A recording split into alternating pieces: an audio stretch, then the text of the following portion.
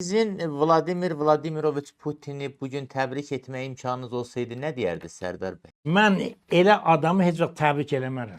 Mən deyərdim ya 73 yaşım var, 5-6 il ömrüm var. Rus xalqının gənclərini niyə öldürürsən?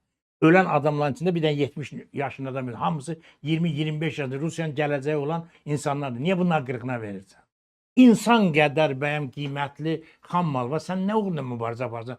Niyə edirsən Ukraynanın torpağını, Ukraynanın faydalı qazıntıları? Sən əgər o, baxın, bunun əldə etdiyi torpağın qiymətinə baxın, 1 milyon Rus cavanı bu qədər o torpağa dəyər, sən dünyanın ən böyük ərazisi sənin əlindədir.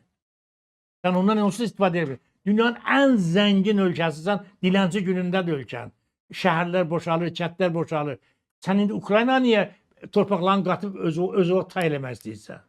Sənin problemin torpağın azlığına deyil, sənin problemin sənin idarəçilik şuurundan, təfəkküründən asılıdır ki, sən özün dünyanın ən böyük korrupsiyanerlərdən birisən.